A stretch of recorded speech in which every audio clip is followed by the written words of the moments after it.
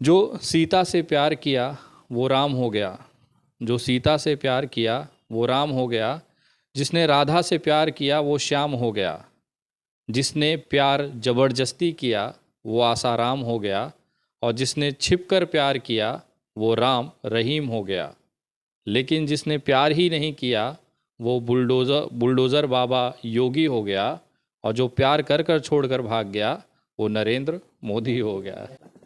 आपको मिला क्या 15 लाख? नहीं मिला, हैं? नहीं मिला। आप तो रिश्तेदार लग रहे हैं मुझे मोदी के, आपको नहीं मिला तो फिर मेरे को कैसे मिलेगा? आप तो करीबी या पड़ोस में रहता था क्या आपके मोदी? नहीं। तो फिर आप कह रहे हैं 15 लाख मिले, कहाँ 15 लाख मिल गया? हैं? और आप एक बात मुझे बताइए, आपको दिक्कत है ना कि हम मोदी जी के खिलाफ बोलते हैं?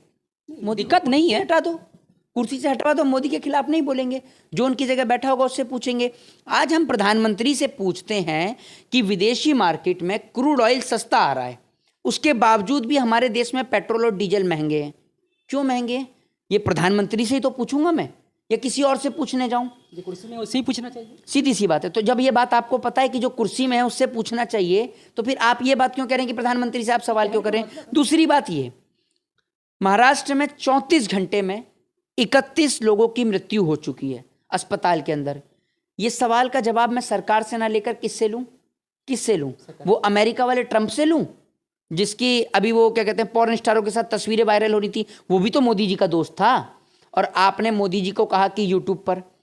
प्रधानमंत्री नरेंद्र मोदी जी का क्या है, मैं आपको बता दूं, ये आपके 56 इंची वाले चाचा जो हैं ये ब्लॉगिंग का काम करते हैं, ब्लॉगर हैं ये। प्रधानमंत्री वगैरह कुछ नहीं है। बचपन में मगरमच्छ पकड़ लिया, कभी मगरमच्छ पकड़ने की चीज़ है, आपने पकड़ा है मगरमच्छ? है? इनको अगर एक केकड़ा छोड़ दिया ना, एक कॉकरोच छोड़ दिया, तो प्रधानमंत्री पूरे कार्यालय में हंगामा मचा देंगे। ये कहते हैं बचपन में इन्होंने मगरमच्छ पकड़ लिया, मगरमच्छ से खेलते थे। ये इतना झूठ बोलते हैं कि ये समझ लीजिए आप कि अगर इंडिया इस बार वर्ल्ड कप जीतना चाहता है तो जसप्रीत बुमराह की जगह पर नरेंद्र मोदी जी से गेंदबाजी कराई जाए। इनसे तेज गति से कोई नहीं फेंकता, फेंकने में ये आदमी एक नंबर माहिर है। एक बात आप मुझे बताइए, क्या क्या फेंका मैं आपको बताता हूँ। 100 स्मार्ट सिटी पता ही नहीं है आज तक कहाँ है। बुलेट ट्रेन पता नहीं कब चलेगी। 15 लाख रुपए वो तो आए नहीं, वो तो जुमला साबित हो ही गया है। 2 करोड़ रोजगार आज तक नहीं मिला। ठीक है जी।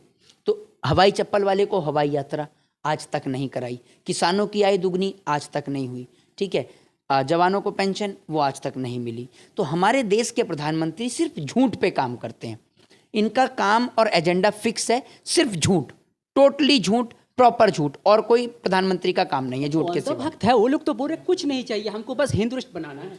देखिए एक बात मैं आपको बताता हूँ, आपने बोला कि हिंदू राष्ट्र, जो अंधभक्त जो हैं वो कहते हैं कि हिंदू राष्ट्र बनाएंगे। एक बात आप मुझे बताइए, आज भारतीय जनता पार्टी की सरकार है, 10 साल बीजेपी के शासन को पूर्ण होने वाले हैं। प्रधानमंत्री हमारे देश का हिंदू, राष्ट्रपति हिंदू, गृह मंत्री हिंदू है। ठीक है। तो एक बात मुझे बताइए, अब क्या ऊपर से कोई संदेश आएगा? क्यों नहीं बनाते हमारे प्रधानमंत्री हिंदू? दूसरी बात यह, अब मैं आपको बताता हूँ, हमारे देश में 76 बूचड़ खाने हैं। बूचड़ खाने जानते हैं? जहाँ गाय का गोश्त कटता है, बीफ जहाँ पर होती है, बेसिकली उनको बोलते हैं बूचड़ खाने। हमारे देश में 76 बूचड़ खाने, जिनमें से 9 बूचड़ खाने इस देश में हिंदुओं के हैं। ठीक है। उनके नाम सुनेंगे तो आप सुन के हिल जाएंगे। अल कबीर, ठीक है ना, और इसके अलावा आपका मतलब जो भी हैं टोटल मुस्लिम्स के नेम पर हैं। तो मैं आपको बताता हूँ, जो अल कबीर जो है ये सबसे बड़ा है, जिसका 1 ईयरली जो है उसकी जो कमाई है, इनकम जो है वो 650 करोड़ रुपए, हाल ही में 2022 में जो उसने कमाया है वो 650 करोड़ रुपया एक साल में कमाया है। आप सोच कर देखिए, एक और तो हिंदू राष्ट्र बनाने की मांग बीजेपी कर रही है। तो एक बात मुझे बताइए, गाय को राष्ट्रीय पशु घोषित क्यों नहीं करती है? क्योंकि गाय जो है, गौ माता जो है, वो बीजेपी के लिए व्यापार है। ये आप समझ लीजिए।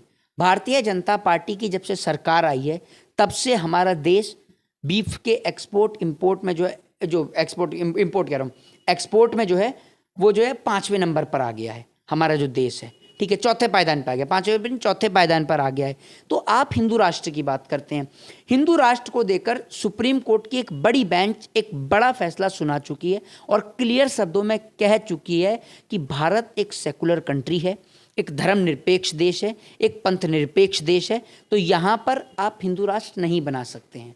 ठीक है। और आप एक बात मुझे बताइए, फिर कहा जाता है कि हिंदू खतरे में है। एक बात मुझे बताइए, कभी आपने गृह मंत्री के बेटे अमित शाह जी के बेटे जय शाह को कभी आपने उतरते हुए देखा है? अमित शाह जी के बेटे जय शाह को कभी आपने देखा हो कि वो आरएसएस में जा रहे हों, बजरंग दल में जा रहे हों? नहीं जाते ना।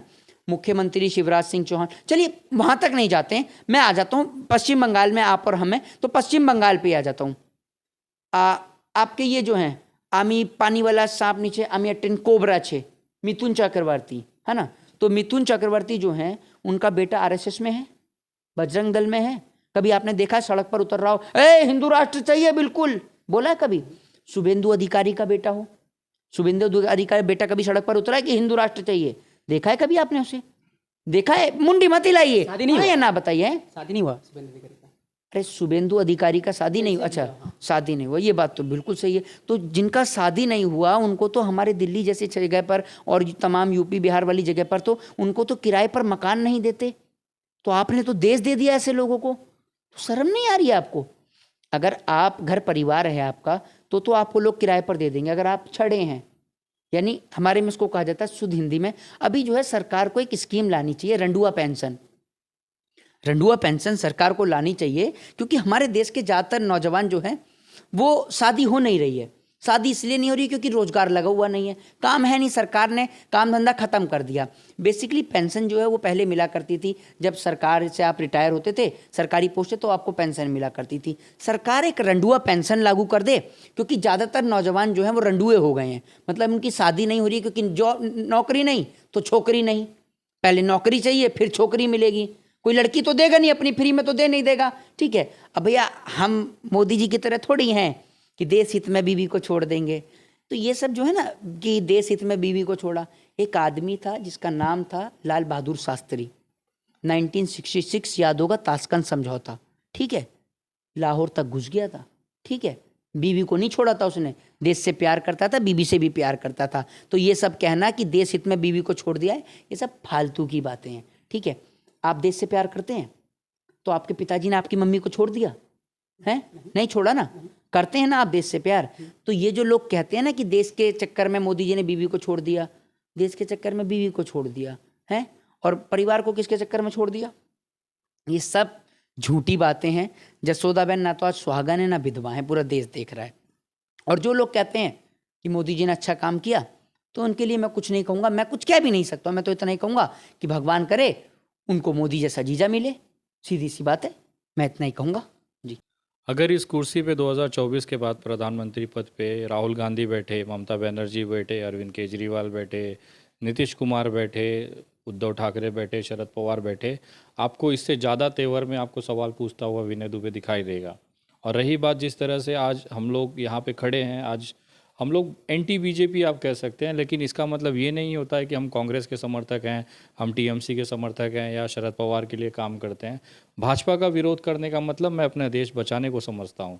भाजपा का विरोध करने का मतलब कांग्रेस का मैं कार्यकर्ता नहीं हूँ।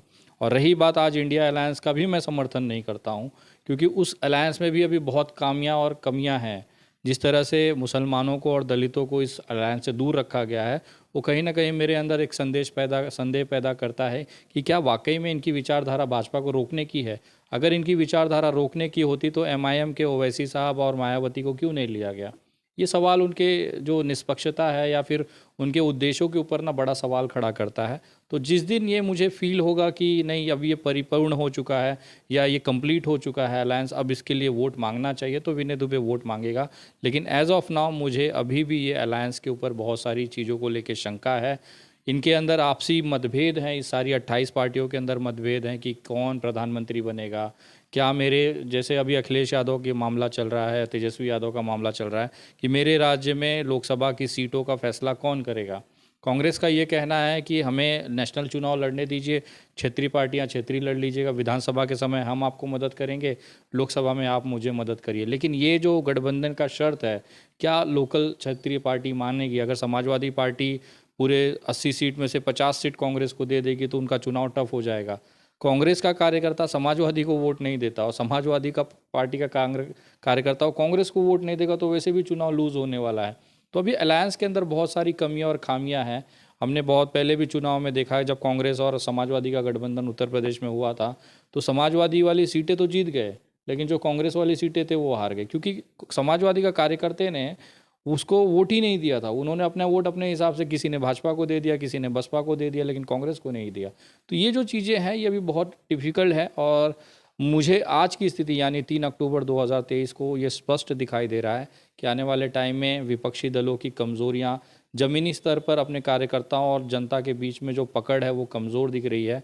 और अभी भी जो रणनीति है ना, क्योंकि चुनाव मात्र 6-7 महीने रह गए हैं, उसके बावजूद अभी भी पार्टियां केवल पिकनिक मना रही है। कभी पटना में मनाती है, कभी मुंबई में मनाती है, अभी दिल्ली में मनी थी। तो ये पिकनिक मनाना बंद करके ज़मीन पर उतर कर अगर चौक चौक जाकर अपने नेताओं के बीच, अपने कार्यकर्ताओं के बीच ये विश्वास भरेंगे कि हम लोग आज 28 पार्टी एक हैं, आप यहाँ पे आ जाइए, यहाँ पे हावड़ा ब्रिज है अपने पास में, अगर उसके पास के किसी चौक पे उन तमाम 28 पार्टी का एक एक अपना विभाग का अधिकारी या वहाँ का जिलाधिकारी, जिलाध्यक्ष बैठ के उन तमाम जनता को एक कॉन्फिडेंस दिखाए कि देखिए हम 28 लोग एक साथ मंच पे बैठे हैं, आप 28 लोग को साथ आना होगा। ये एक्टिविटी ग्राउंड पे ज़रूरी है, क्योंकि भाजपा का बूथ का जो तैयारी है ना बहुत स्ट्रांग है।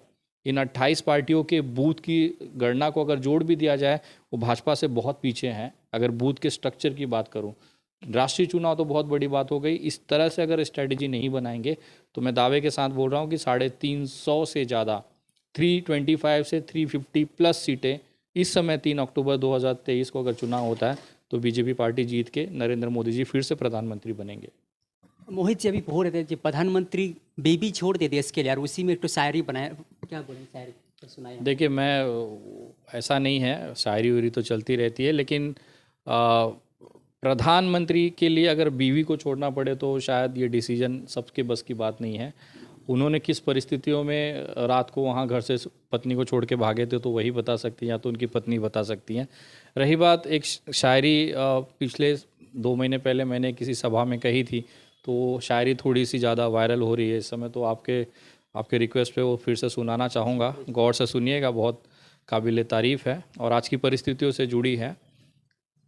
जो सीता से प्यार किया वो राम हो गया, जो सीता से प्यार किया वो राम हो गया, जिसने राधा से प्यार किया वो श्याम हो गया, जिसने प्यार ज़बरदस्ती किया वो आसाराम हो गया, और जिसने छिपकर प्यार किया वो राम रहीम हो गया। लेकिन जिसने प्यार ही नहीं किया वो बुलडोज़र बाबा योगी हो गया, और जो प्यार कर कर छोड़ कर भाग गया वो नरेंद्र मोदी हो गया।